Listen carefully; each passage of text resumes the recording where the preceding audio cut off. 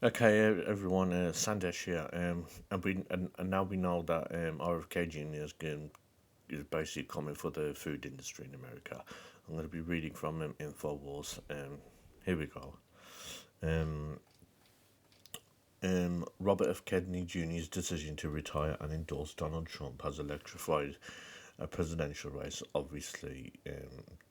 That's obviously all news. Donald Trump had already come millimeters from having his head blown off, and Joe Biden was disposed in a carefully orchestrated palace coup to make way for Kamala Harris. This has been this has been a campaign of shocks at first, and now we can add another first to that list: a member of the Kennedy family supporting a Republican ticket. Um, in his announcement on Friday before he joined Trump on stage in Arizona, Kennedy said that he would work with the Trump administration to make America healthy again. He described watching a generation of children growing up damaged as a result of poor diet, environmental pollution, and said that 4 more years of Democratic rule will completely consolidation of corporate and neocon power, and our children will be the ones that suffer the most, which is 1,000% true. Um, for 19 years, I prayed every morning that God would put me in a position to end this calamity. The chronic disease crisis was one of the primary reasons for running for president, along with ending the censorship and the Ukraine war.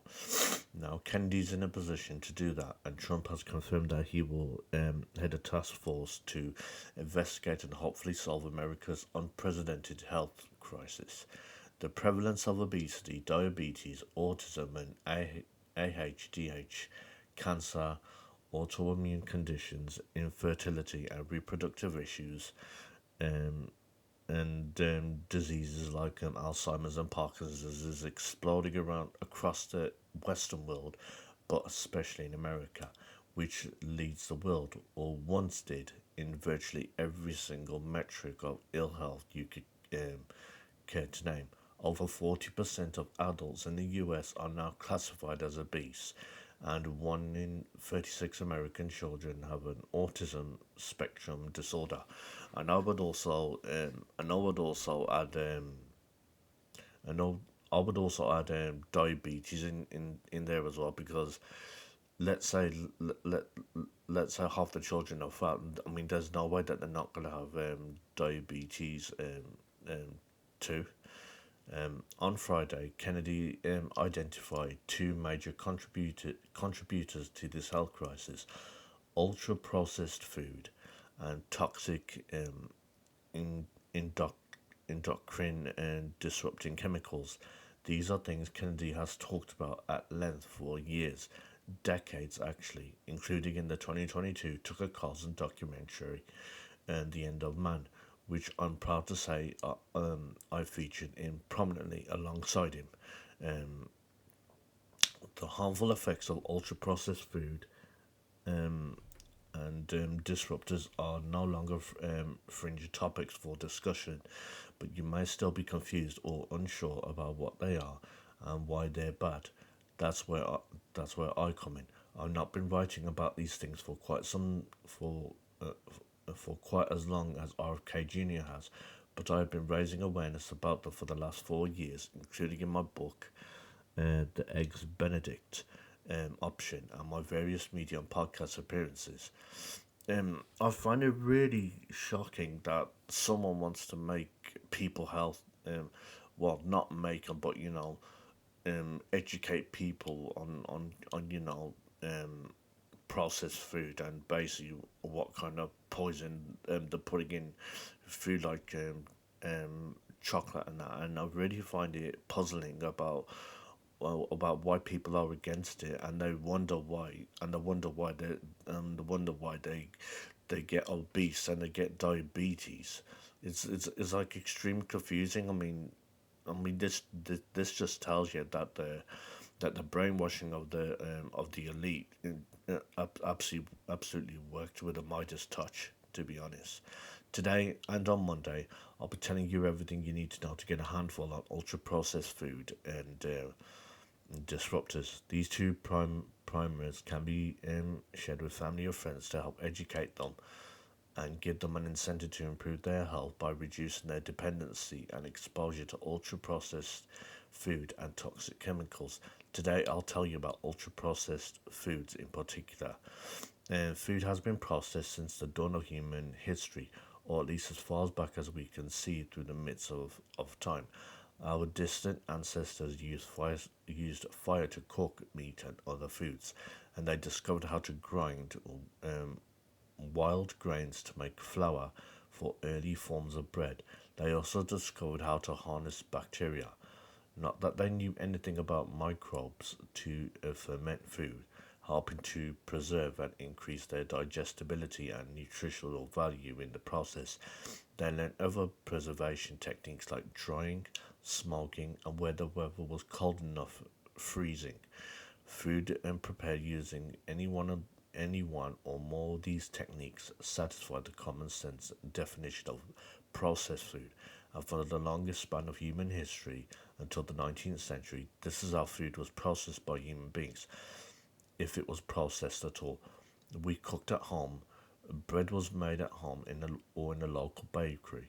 The major the majority of ingredients were sourced locally, apart from luxury items obtained through long distance trade like sugar and spices.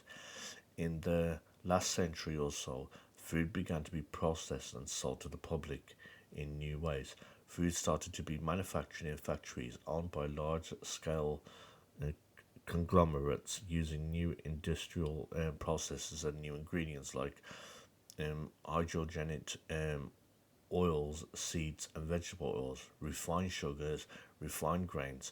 Special additives were created to alter the properties of the food produced, to alter its texture, color it, or make it last longer. And new storage methods like canned and tinning also meant that the shelf life of food could be extended, allowing these foods to reach new markets at home and overseas. The creation of the first factory made foods heralded a major shift in Western dietary patterns, and these foods soon made their way outside the West to every corner of the globe. The immediate effects of this dietary shift were nothing short of disastrous. The pioneering dentist Weston A. Price described the early effects in his classic book Nutrition and Physical Degeneration from 1939, a book I consider to be the greatest book on nutrition ever written. Price noticed worrying changes in the physical health of his patients, especially the children in his practice in Cleveland, Ohio. It wasn't just that their teeth were getting worse, um, and and their mouths were suddenly full of cavities. Is that the entire structure of their face seemed to be collapsing. The teeth themselves, the jaw, and the roof of the mouth weren't formed properly, and nor were the cheeks or nasal passages. What's more, these worrying physical changes were accompanied by behavioral changes, including learning difficulties that had previously been unknown. And Price knew that diet had to be blamed, and eventually he got the chance to test his hypothesis with rigor. He traveled the globe with his wife, visiting small-scale communities on every inhabited continent, from the Arctic to places like Niue, I think that's what it is, and Masal in Africa, and even remote communities in Europe like the crofters and fishermen of the Highlands and Islands of Scotland and the high Alpine Swiss. Price found that wherever people in these communities cleaved to their ancestral diets, wherever they ate locally produced whole foods and especially nutrient dense and animal foods like organ meat, fatty cuts of meat, dairy seafood, shellfish, eggs, blood products, and butter, the people displayed remarkable health and vigor, including resistance to infectious diseases.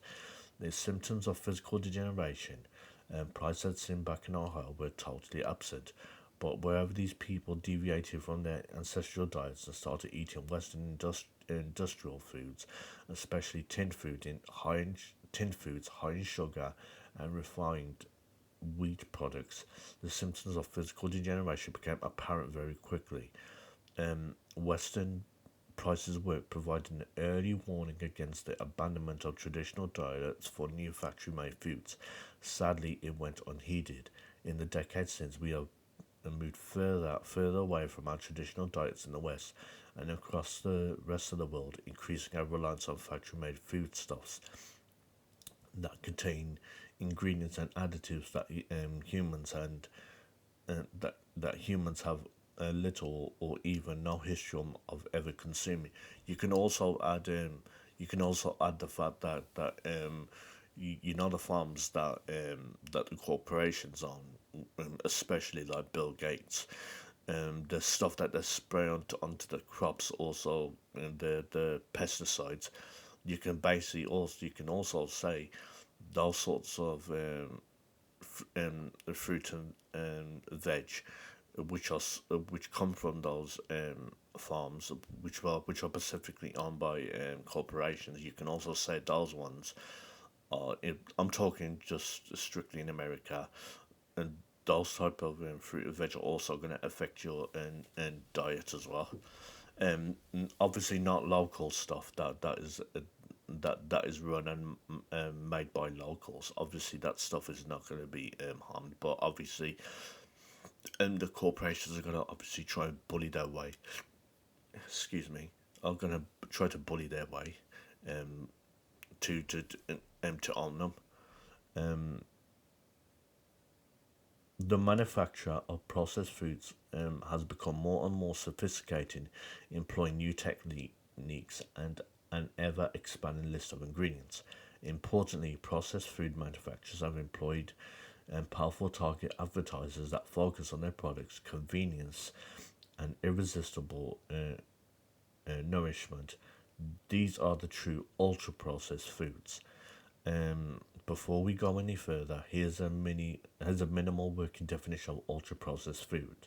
Food that's produced in a factory contains one or more ingredients you wouldn't find in a normal home kitchen. Um, Emulsifiers, humectants, colorings, yeah, stabilizers, preservatives, and is sold to you wrapped in plastic. There's a certain amount of quibbling about the definition of ultra processed food, especially from scientists who happen to be funded by manufacturers of ultra processed food.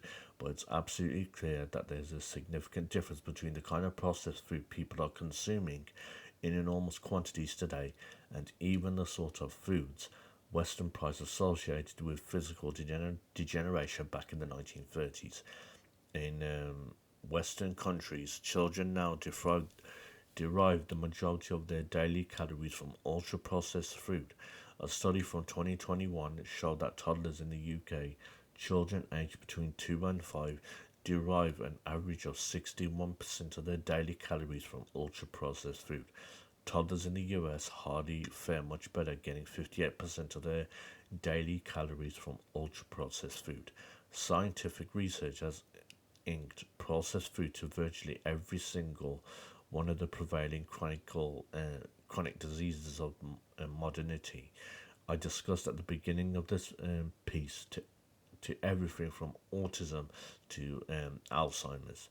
The best way to illustrate the whole list of problems associated with massive processed food consumption would be to point you in the direction of a BBC documentary that was made during the pandemic in What Are We Feeding Our Kids? A British doctor called Chris Van Tulliken spent 1 month eating a diet comprising 80% ultra processed food. At least one fifth of British adults now follow such a diet. The changes Dr. Van Tulliken experienced were shocking. He gained a considerable amount of weight. He suffered from constipation and um, hemorrhoids, I think that's what it says. He couldn't sleep and began waking up in the middle of the night to raid the fridge for more sugary snacks, despite by his own admission not being hungry. His, his libido disappeared and he became paranoid and anxious. Um, MRI scans taken before and after the experiment revealed that Van Tulliken's brain had actually been rewired in the manner we'd expect uh, of a drug addict. The scan shows significant increases in connection between areas linking reward and automatic behavior, and these changes appear to be permanent.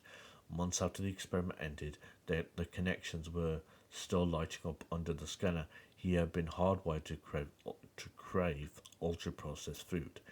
Manufacturers of ultra processed food are well aware their food is addictive. They make it that way deliberately. They call this addictiveness hyperbolity, and they employ small armies of highly paid food scientists to exploit the complicated neurobiology of food pleasure, sensations like sweetness, saltness, crunch, chew, to ensure that consumers reach that the so-called bliss point and can't stop eating.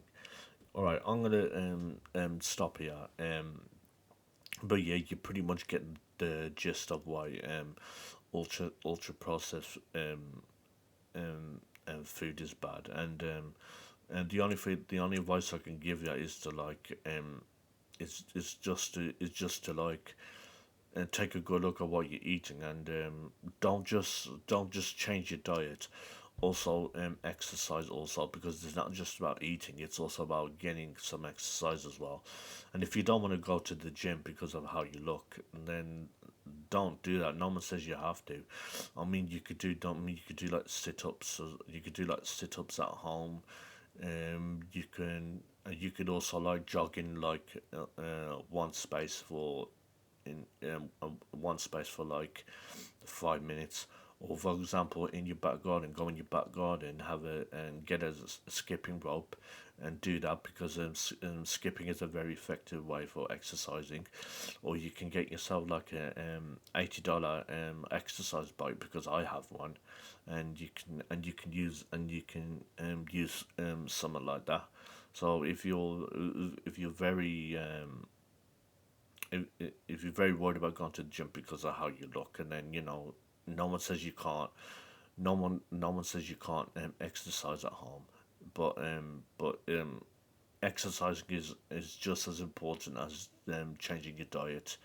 So the thing is, so in closing, I'm just gonna say that the people that are complaining about, why is RK Junior wanted to change ultra processed food? If anything, it's about time this happened. If anything, I wish this sort of thing happened in the UK. Honestly, at least it shows that someone in government actually cares. And the thing is, this guy has been fighting the food corporations for decades, and he's basically fighting for the little man, to be honest. So that's why I got a lot of respect for him. Anyway, thanks for watching, and I'll see you soon.